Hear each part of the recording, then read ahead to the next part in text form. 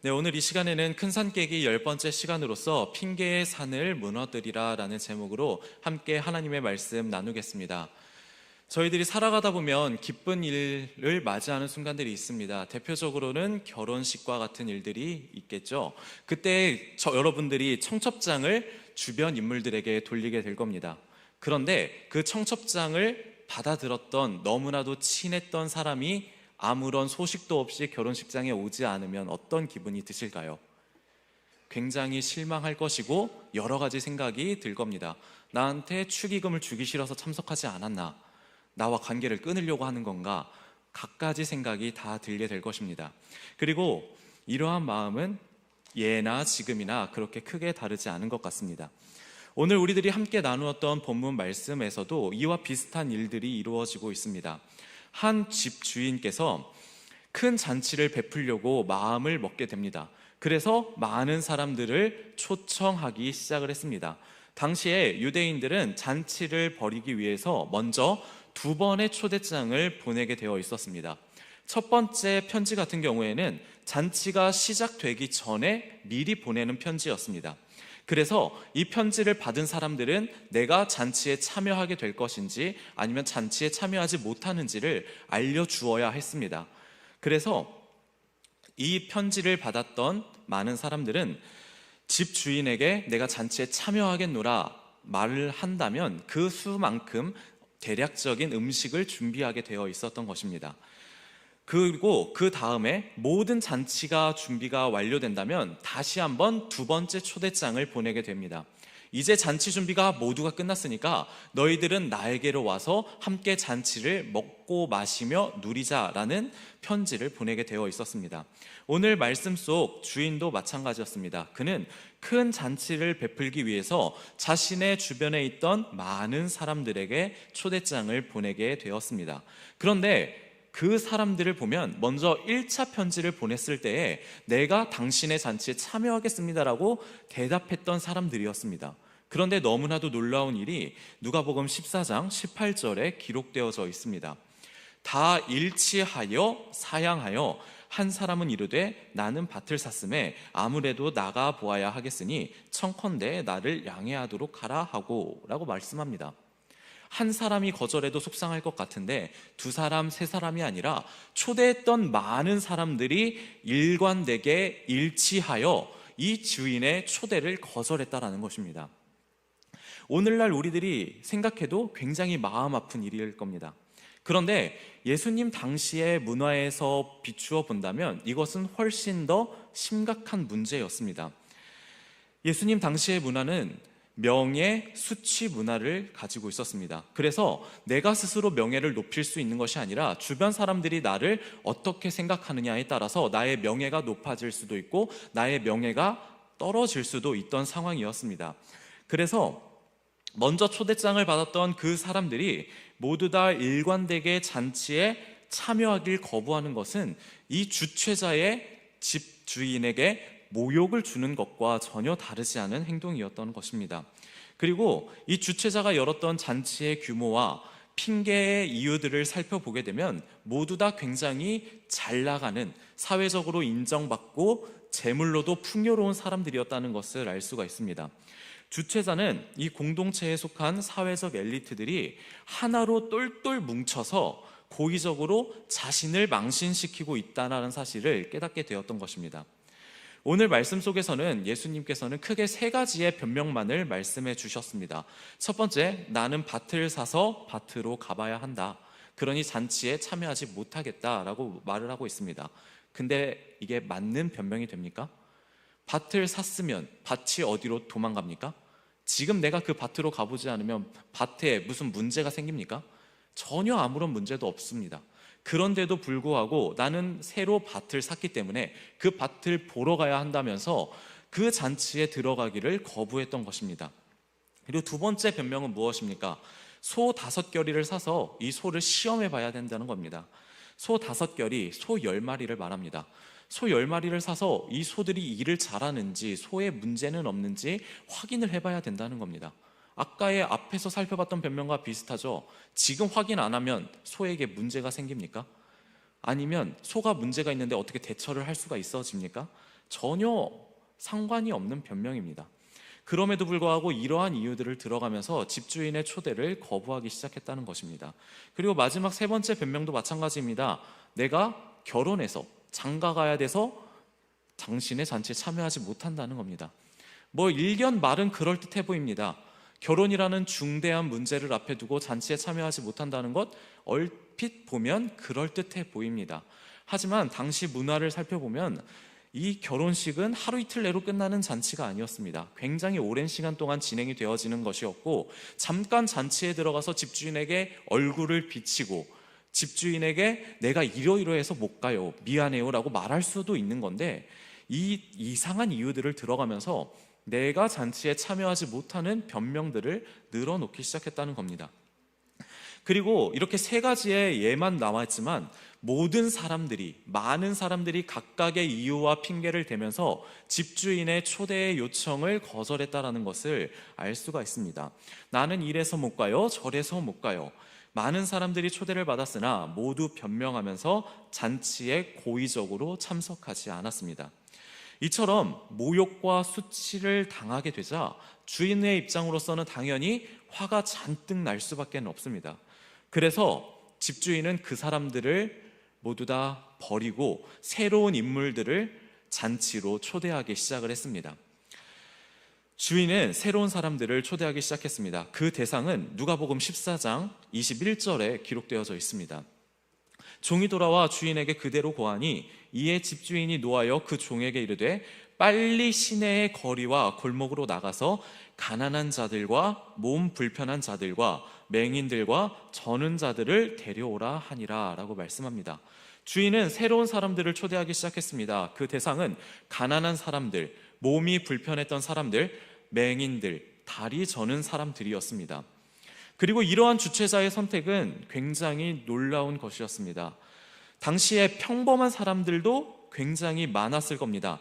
주최자가 열었던 잔치의 규모를 보건대, 그리고 초대받았던 사람들의 변명을 보건대, 초대했던 그 사람은 굉장한 엘리트라는 것을, 굉장히 사회적으로 높은 신분을 지녔다는 것을 알 수가 있습니다.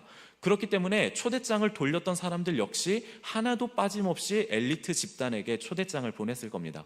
그래서 그 잔치에 초대받지 못했던 평범한 사람들도 굉장히 많았을 겁니다.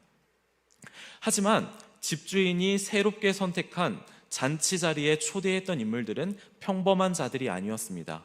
오히려 초대받지 못했던, 너무나도 사회적으로 경제적으로도 소외받던 인물들을 하나님 집주인은 초대하고 있었던 것입니다. 왜 이 주인은 이처럼 소외된 자들만을 자신의 잔치로 초대하게 되었을까요? 이것은 단지 빈자리를 채우기 위한 행동이 아니었습니다. 그는 굉장한 명예를 누리고 있던 사람이었습니다. 그렇기 때문에 그가 초대했던 인물들을 보면 그에게 어떠한 이익도 줄 수 없는 사람들입니다. 어떠한 보답도 기대할 수 없는 사람들이었습니다. 즉, 기존의 사회의 가치 질서를 무시하고 새로운 가치를 내가 만들어내겠다. 내가 굉장히 사회적으로 높은 사람임에도 불구하고 내가 이제부터는 낮은 자들과 어울리겠다라는 결단이 섞인 초대였다라는 것을 알 수가 있습니다. 주인은 알았습니다. 그들이 나의 잔치에 참여 와서 먹고 마시며 즐겁게 누린다 할지라도 그들은 그 사람에게 어떠한 도움도 줄 수 없는 사람들이었습니다. 돈도 없고 몸이 불편한 사람들이기 때문에 노동력을 제공해 줄 수도 없던 사람들이었습니다. 그럼에도 낮은 자리에서 어려운 이웃들을 섬길 때에 아무런 보답도 그들에게 바라지 않고 그들에게 선대했을 때 주님께서는 그 모든 일들을 기억하시고 돌보아 주시며 나중에 다 갚아주시겠다고 약속해 주셨기 때문에 그 말씀을 믿고 그 낮은 자들을 초대하게 된 것입니다. 그리고 이 사람의 놀라운 초대는 여기에서 끝나지 않았습니다. 누가복음 14장 23절에서 그 범위가 더 넓어지게 됩니다. 주인이 종에게 이르되 길과 산울타리 가로 나가서 사람을 강권하여 데려다가 내 집을 채우라 라고 말씀합니다. 길과 산울타리 가로 나가서 초청해라. 한마디로 도시 밖에 거주하는 사람들까지도 너가 초대해 오라는 뜻이었습니다. 도시 밖에 살던 사람들은 어떤 사람들이었을까요?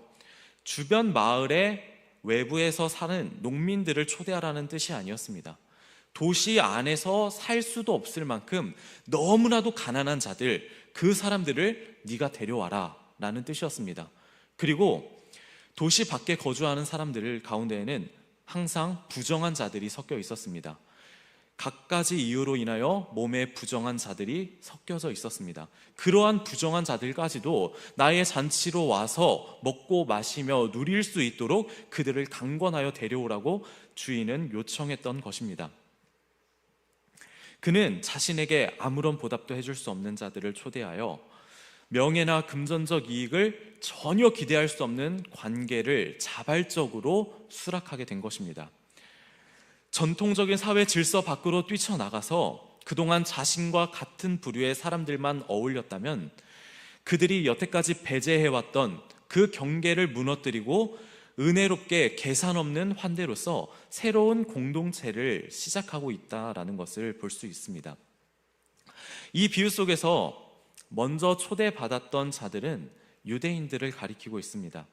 그리고 뒤이어 초대를 받게 된 가난한 자들, 눈먼 자들, 부정한 자들, 이것들은 모두 다 이방인을 가리키고 있습니다.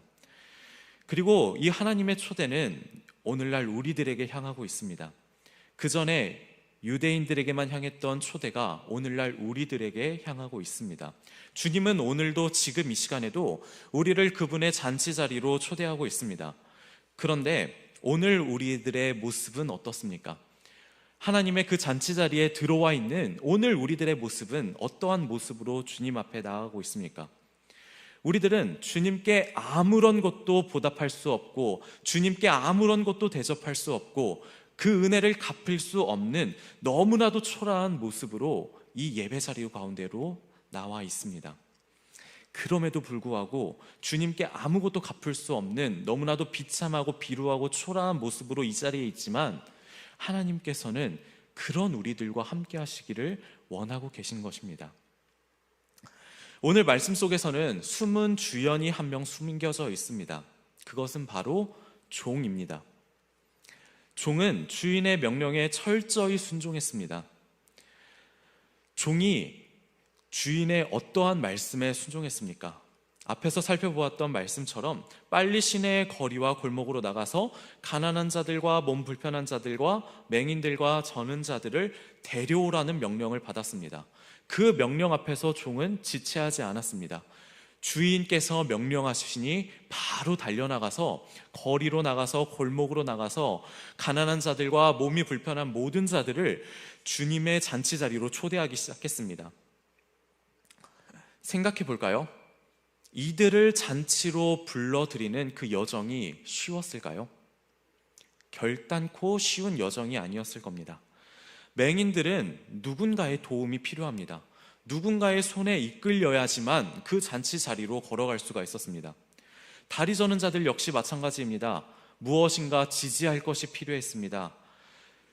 그리고 그때에 이 종은 맹인들의 눈 역할을 하고 다리 저는 자들의 다리 역할을 하면서 때로는 그들을 들쳐 업고서 그들을 때로는 부축하면서 때로는 그들이 오는 시간을 기다려가면서 오랜 시간을 들여서 오랜 노동을 곁들여서 그들을 잔치 자리로 초대했을 것입니다. 그런데 주인의 명령은 여기서 끝나지 않았죠.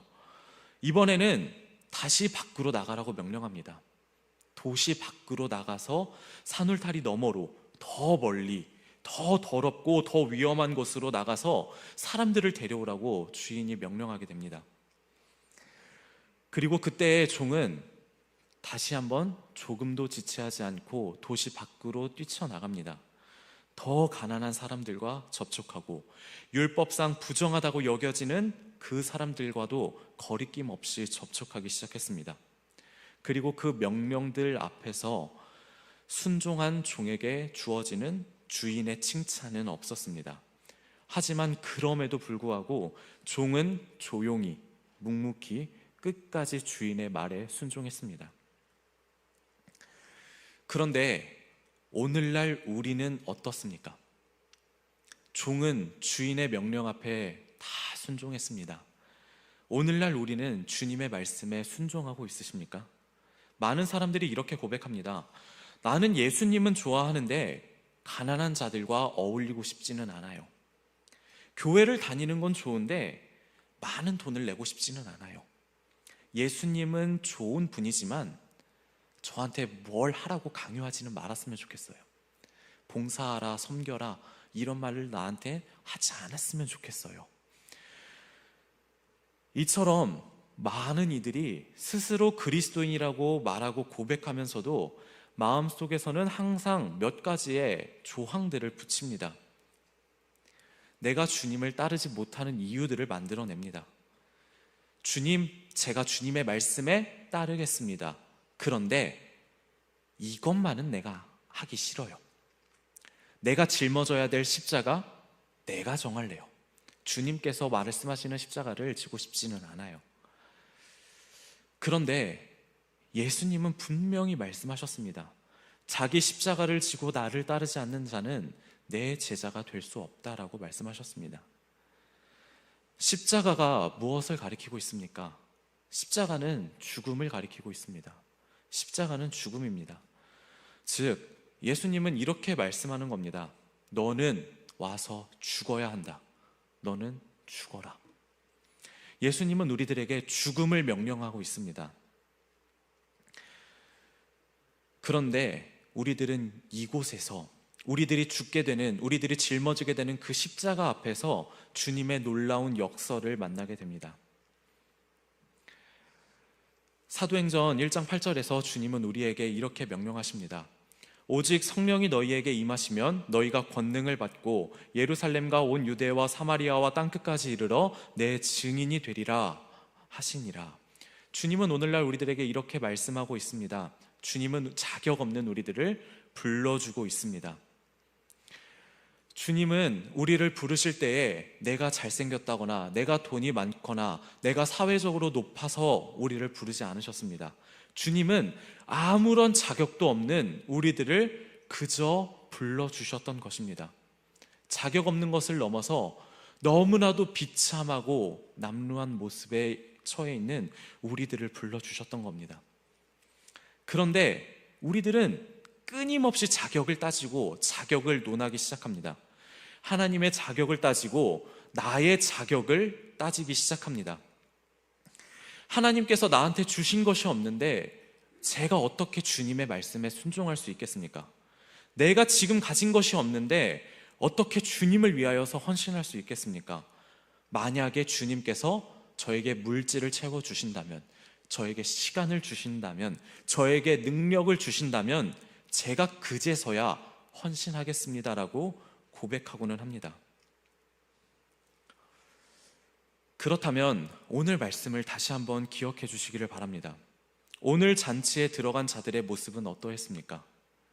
주님께 아무것도 갚을 길 없는 너무나도 비참하고 비루한 모습이었습니다. 가난한 자요, 눈먼 자요, 다리 저는 자의 모습이었습니다.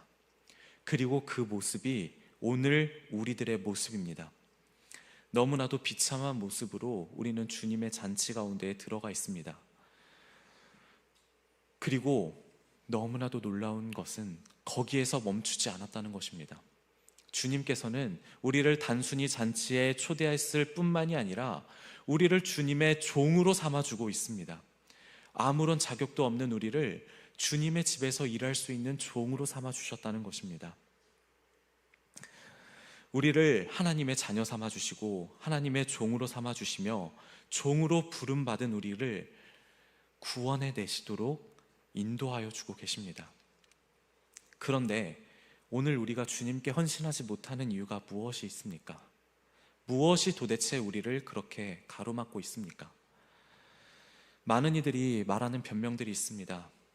바쁜 일정 때문에, 금전적인 부담 때문에, 나의 건강 때문에, 혹은 나의 믿음이 부족하다는 생각 때문에, 혹은 나의 가족 때문에. 그런데요, 이 모든 것들은 결국 핑계와 변명에 지나지 않습니다.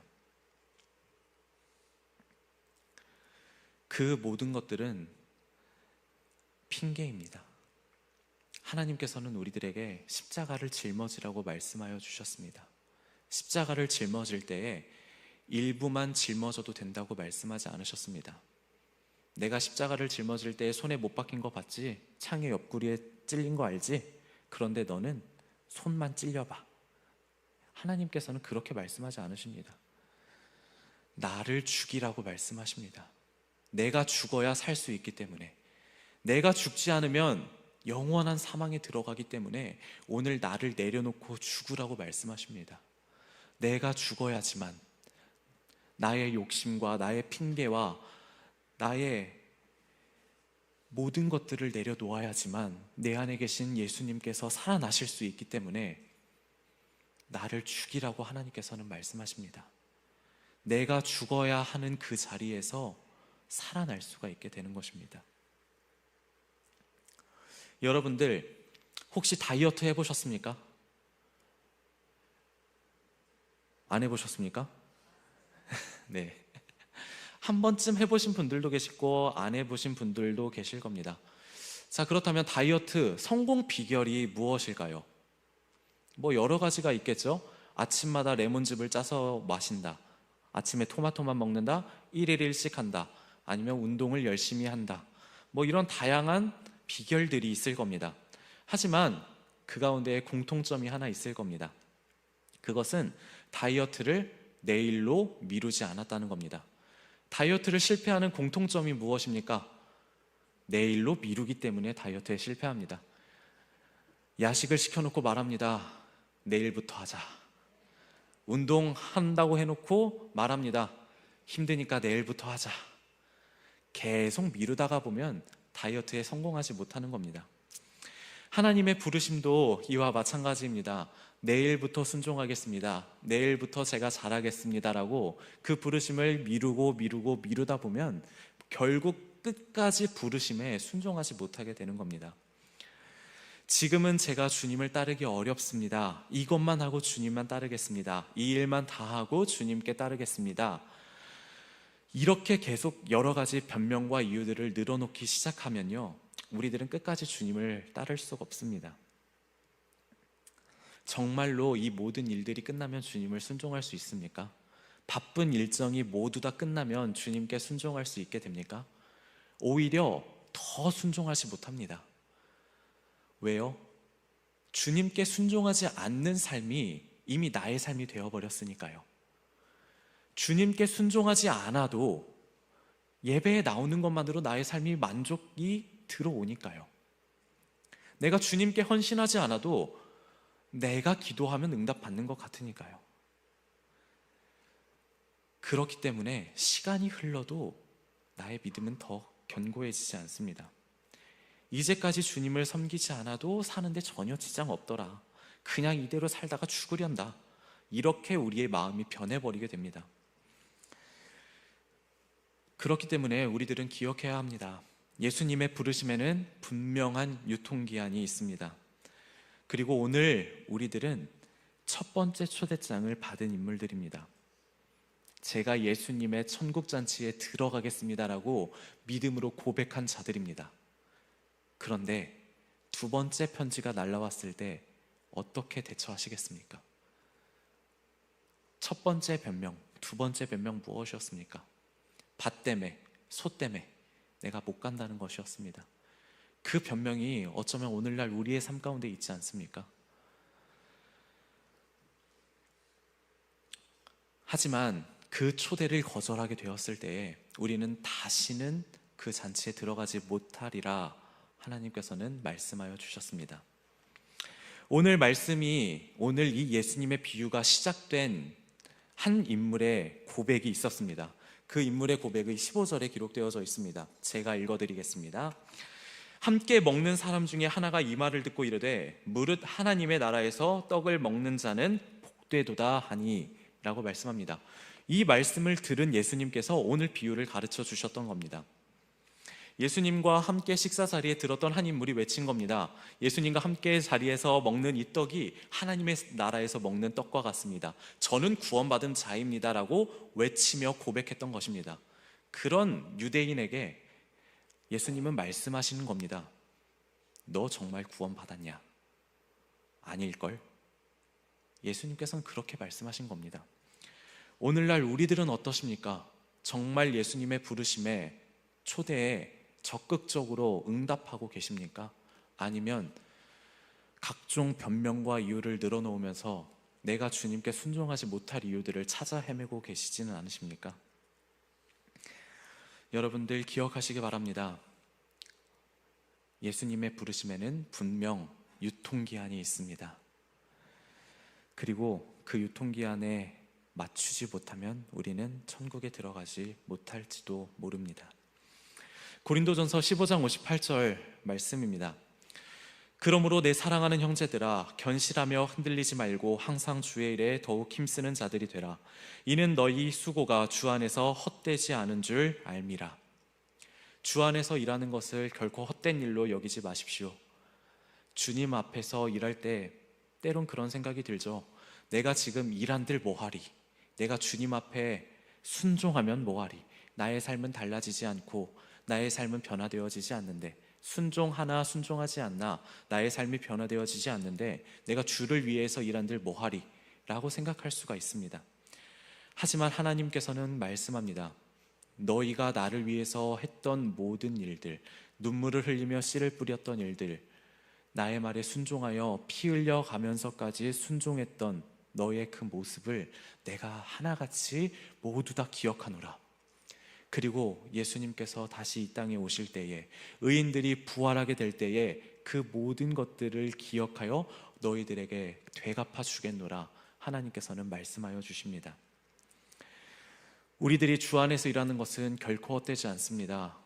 우리들의 수고가 열매 맺지 않는 것 같다 할지라도, 우리들의 노력이 헛되어 보이는 것처럼 느껴진다 할지라도, 우리가 주님을 위해서 하는 일은 결코 헛되지 않습니다.